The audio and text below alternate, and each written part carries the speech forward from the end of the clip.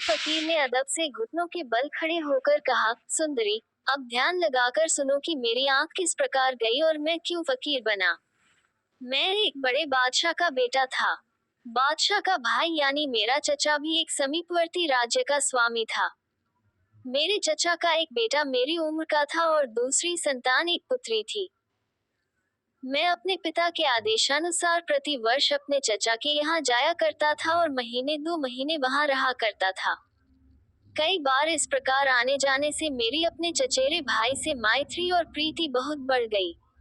एक दिन मैंने देखा कि मेरा चचेरा भाई असाधारण रूप से प्रसन्न है।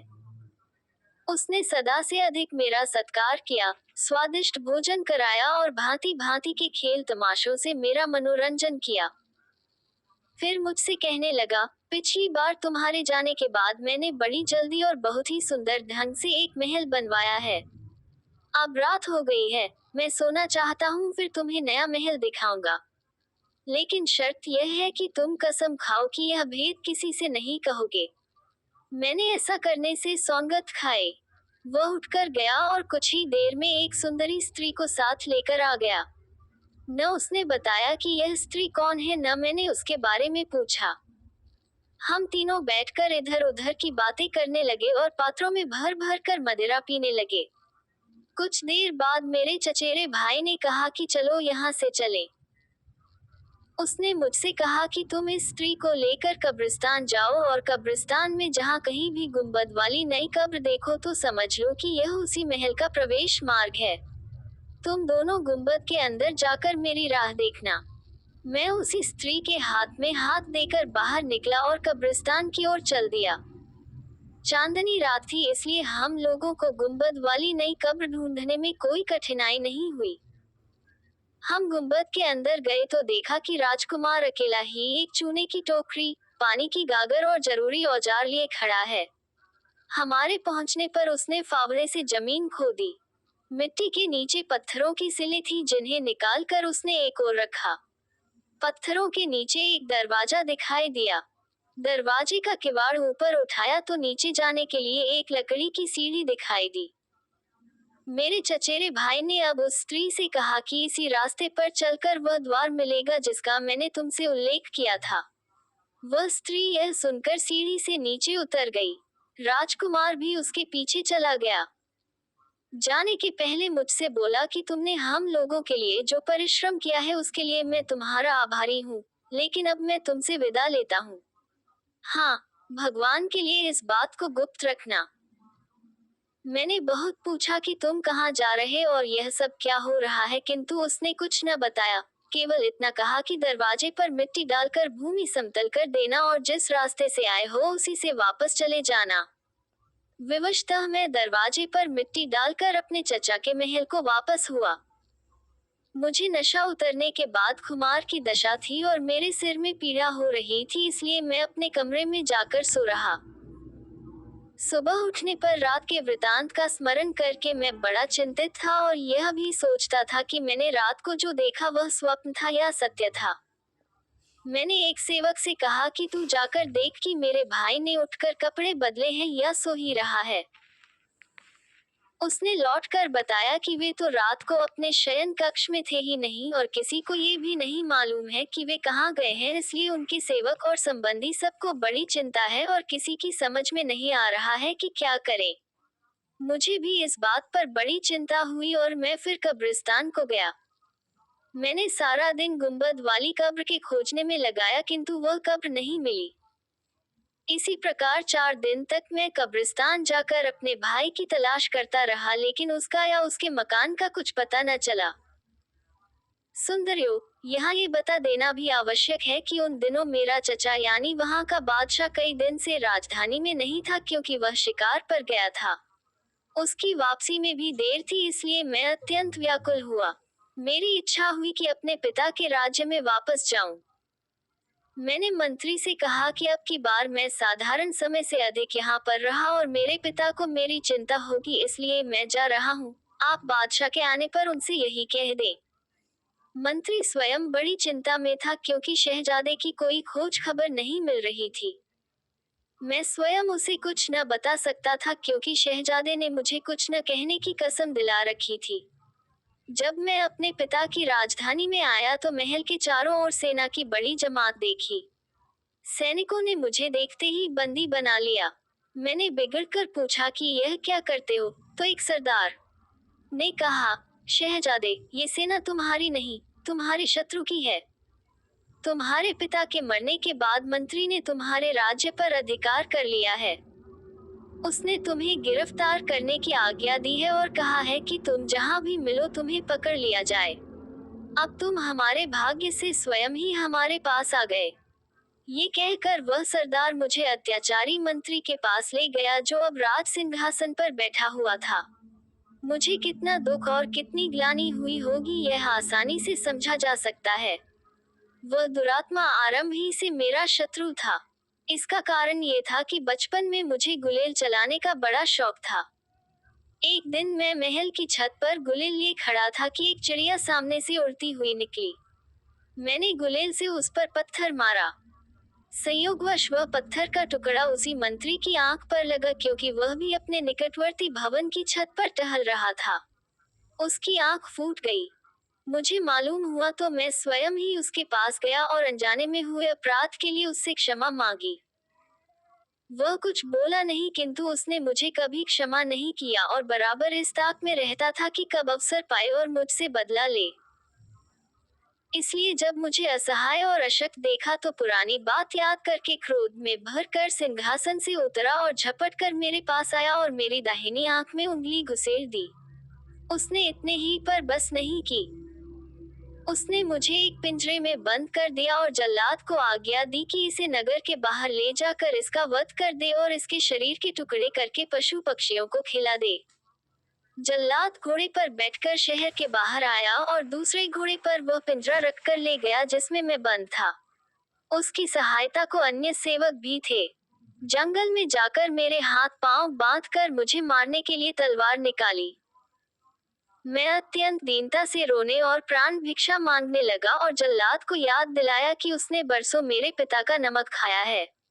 अंत में जल्लाद को मुझ पर दया आ गई। उसने मुझे छोड़ दिया और कहा, तुम तुरंत ही ये देश छोड़कर चले जाओ। इधर की तरफ भूलकर भी मुंह न करना। अगर तुम यहाँ आए तो तुम तो मारे ही जाओगे, मुझे भी प्राणदंड मिलेगा। मैंने जल्लाद का बड़ा एहसान माना और भगवान को लाख लाख धन्यवाद दिया कि भले ही आंख गई, लेकिन जान तो बच गई। काना होना मुर्दा होने से तो अच्छा है। मेरी भूख प्यास और आंख की तकलीफ से बुरी हालत थी। मैं चलने फिरने के लायक न था। दिन में जंगल की झाड़ियों में छुपा रहा। रात को धीरे धीरे छुपता छुपाता अनजाने रास्तों पर धीरे धीरे चलता हुआ कई दिनों में अपने चाचा की राजधानी में पहुंचा। जब मैंने चाचा को अपने दुर्भाग्य का पूरा हाल बताया तो वह जैसे पछाड़े खाने लगा और बोला, मुझसे अधिक अभागा कौन होगा। मैं अपने पुत्र के लापता होने से क्या कम दुखी था कि मुझे अपने भाई के, जिसे मैं प्राणों से भी अधिक चाहता था, प्राणांत की सूचना मिली। अब मैं अपने पुत्र को कहाँ खोजूं? और वह बहुत देर तक अपने पुत्र को याद करके घंटों रोता रहा। उसके निरंतर रोदन से मेरे धैर्य का बांध टूट गया। मुझ में इतनी क्षमता न रही कि मैं अपने चचेरे भाई को दिए हुए वचन को निभाए रखता। अतएव मैंने वह सारा वृतांत अपने चाचा को कह सुनाया जो मैंने उस रात को देखा था। चाचा को ये सुनकर ढाढ़स हुआ और उसने कहा, बेटे, तुम ठीक कहते हो। मुझे भी मालूम हुआ था कि उसने यहाँ से समीप ही एक गुंबददार कब्र यानी मजार बनवाया है। वह वही हो सकता है। लेकिन उसने ये भेद किसी को नहीं बताया। रात को वेश बदलकर मैं और चचा महल के बाग के दरवाजे से निकलकर कब्रिस्तान में पहुंचे। मुझे ये देखकर आश्चर्य हुआ कि हम लोगों को थोड़ी ही देर में कब्र मिल गई। शायद अकेले आने पर मैं ठीक स्थान पर नहीं पहुंच सका था। मैंने कब्र को फौरन पहचान लिया। हम लोग गुंबद के अंदर गए। वह लोहे का दरवाजा, जिसके नीचे सीढ़ी गई थी, बड़ी कठिनाई से खुला क्योंकि शहजादे ने उसे अंदर से चूना आदि लगाकर मजबूती से बंद कर दिया था। दरवाजा खुलने पर पहले चाचा नीचे उतरा, फिर मैं गया। कुछ दूर जाकर देखा कि ड्योढ़ी में बदबूदार धुआं भरा है। आगे बढ़े तो देखा कि सुंदर बैठने का स्थान है और वहां कई दीपक यथेष्ट प्रकाश दे रहे थे। बीच में एक हौज बना हुआ था जिसके चारों ओर खाने पीने की वस्तुएं रखी थी, किंतु वह स्थान बिल्कुल निर्जन था। फिर हमने देखा कि एक और चबूतरा सा बना है और उसके बाद एक कक्ष है जिसके द्वार पर पर्दा पड़ा है। चचा सीढ़ी से चबूतरे पर चढ़ गए और पर्दा उठाकर अंदर गए। मैं भी पीछे पीछे चला गया। हम लोगों ने देखा कि शहजादा उसी स्त्री के साथ, जिसे पहले मैंने देखा था, एक पलंग पर लेटा है। किंतु उस पर भगवान का ऐसा कोप हुआ था कि दोनों कोयले की तरह काले हो गए थे। ऐसा मालूम था जैसे किसी ने उन्हें जीवित ही धधकती आग में डाल दिया है और उनके राख हो जाने के पहले उन्हें निकाल कर पलंग पर लिटा दिया है। मेरे तो ये देखकर रोंगटे खड़े हो गए, लेकिन मेरा चचा ये देखकर बिल्कुल विचलित नहीं हुआ। उसके चेहरे पर न दुख का कोई चिन्ह था न आश्चर्य का। हाँ, उसका क्रोध बढ़ता जा रहा था। उसने शहजादे के मुंह पर थूक दिया और कहा, अभागे, तूने यहाँ तो दुख पाया ही है, परलोक में इससे अधिक पाएगा। इस पर भी उसका क्रोध शांत न हुआ तो उसने पांव से जूती निकाल कर कई बार शहजादे के मुंह पर मारी। मैंने क्रोध में आकर कहा, एक तो मुझे वैसे ही भाई के मरने का दुख है, फिर आप मरने पर उसका अपमान कर रहे हैं। ऐसा क्या अपराध उसने किया है जिससे आपकी क्रोधाग्नि इतनी भड़की है? बादशाह बोला, बेटे, तुम नहीं जानते कि क्या किस्सा है। यह आदमी इससे कहीं अधिक भर्त्सना और दंड का भागी है। ये शहजादा बचपन ही से अपनी सगी बहन पर आसक्त था। जब दोनों छोटे थे तो मैंने बच्चा समझकर उनकी बातों पर कुछ ध्यान नहीं दिया, किंतु जब दोनों बड़े हो गए तब भी दोनों में घनिष्ठता रही बल्कि बढ़ गई। अब मैंने उनके संबंध को रोकना चाहा। मैंने कड़े पहरे बिठाए कि भाई बहन एक दूसरे के सामने न आए। शहजादा अकेला ही कुमार्गामी होता तो बात आगे न बढ़ती, लेकिन यह भागी लड़की उससे भी अधिक नीच निकली। यह अपने भाई से मिलने के लिए तड़पती रहती थी। यद्यपि मेरी सख्ती के कारण खुलकर एक दूसरे के सामने न आते थे, किंतु उनके हृदयों में एक दूसरे के प्रति आकर्षण कम नहीं होता था। अतः बहन से सलाह करके शहजादे ने अपने लिए खास तौर से यह गुप्त आवास बनवाया ताकि अवसर मिलते ही दोनों विहार करें। जब मैं शिकार पर गया तो शहजादे को अवसर मिला और वो किसी तरह अपनी बहन को महल से निकाल कर यहाँ ले आया ताकि उसके साथ हमेशा यहाँ रहे। इसीलिए उसने बहुत अधिक मात्रा में खाद्य सामग्री भी यहाँ ला रखी। कुछ दिनों ये लोग एक दूसरे के साथ आनंद से रहे होंगे, फिर उन पर ईश्वरीय प्रकोप हुआ और दोनों ने अपने पाप का समुचित फल पाया। ये कहकर बादशाह का क्रोध दुख में बदल गया और वह अपने बेटे बेटी की मृत्यु पर विलाप करके रोने लगा। मैं भी उसके साथ रोने लगा। हम लोग बहुत देर तक रोते रहे। फिर उसने मुझे अपने सीने से लगाकर कहा, अच्छा हुआ कि ये पापी मर गए। अब तुम ही मेरे पुत्र और मेरे उत्तराधिकारी हो। फिर मैं और मेरा चाचा मृतक शहजादे की याद करके रोने लगे। कुछ देर बाद हम लोग सीढ़ी से ऊपर चढ़ आए और दरवाजा बंद करके उस पर मिट्टी डालकर बाहर आ गए। जब हम लोग राजमहल के पास पहुंचे तो हमने देखा कि फौजियों के घोड़ों के दौड़ने से उड़ी हुई धूल से आकाश अटा जा रहा है और युद्ध के बाजों की ध्वनि से कान फटे जा रहे हैं। मालूम हुआ कि मेरे पिता का वही मंत्री जिसने मेरा राज्य हड़प लिया था एक बड़ी सेना लेकर मेरे चाचा के राज्य पर भी चढ़ आया है। मेरे चाचा की सेना उसकी सेना से कम थी।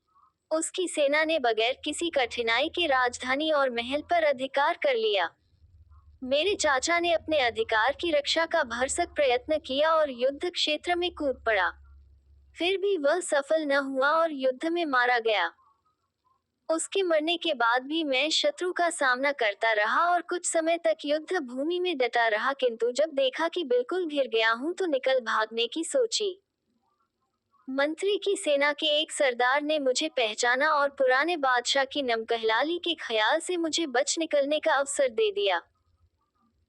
मैंने युद्धभूमि से निकलकर पहला काम तो ये किया कि दाढ़ी मूंछे और भावे सफाचट करवा दी ताकि दुश्मन मुझे पहचान न सके और फकीर के कपड़े पहन लिए। फिर बड़े कष्ट उठाता हुआ अनजाने रास्तों से होकर अपने चाचा के राज्य के बाहर निकला। फिर कई नगरों में फकीर बनकर घूमता रहा। घूमता घामता मैं अति प्रतापी, दयावान, दीनवत्सल, न्यायप्रिय खलीफा हारून रशीद की राजधानी में आ पहुंचा। मेरा इरादा था कि मैं उदारमना खलीफा की सेवा में पहुंचकर अपनी व्यथा कथा सुनाऊं। किंतु जब इस नगर में पहुंचा तो शाम ढल चुकी थी। मैं इस चिंता में आगे बढ़ा कि कहीं ठिकाना मिले तो रात व्यतीत करने का प्रबंध करूं। कुछ दूर जाने पर मुझे ये दूसरा फकीर मिला। उसने मेरा अभिवादन किया। मैंने उसके अभिवादन का उत्तर देकर कहा कि तुम भी मेरी तरह परदेसी लगते हो। उसने कहा कि हाँ, मैं भी अभी अभी इस नगर में आया हूँ। हम लोग बातें कर ही रहे थे कि यह तीसरा फकीर भी आ गया और हम दोनों का अभिवादन करके पास बैठ गया। उसने भी कहा कि मैं परदेसी हूँ और इस नगर में अभी आया हूँ।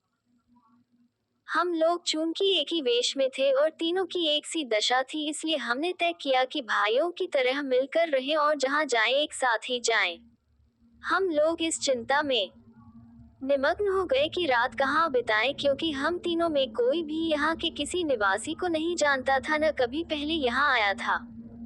अपने सौभाग्य से हम लोग घूमते फिरते तुम्हारे दरवाजे पर आ निकले। तुमने भोजन और मनोरंजन से हमारा चित्त प्रसन्न किया, इसके लिए हम सदा के लिए तुम्हारे आभारी रहेंगे। यही मेरा वृतांत है जिसे मैंने पूरी तरह बता दिया है। जुबैदा ने कहा कि हमने तुम्हें क्षमा किया और तुम जा सकते हो। किंतु फकीर ने कहा कि अगर तुम अनुमति दो तो मैं भी एक और बैठकर अपने दोनों साथियों की राम कहानी सुन लूं, और इन 3 व्यापारियों की आप बीती भी सुन लूं।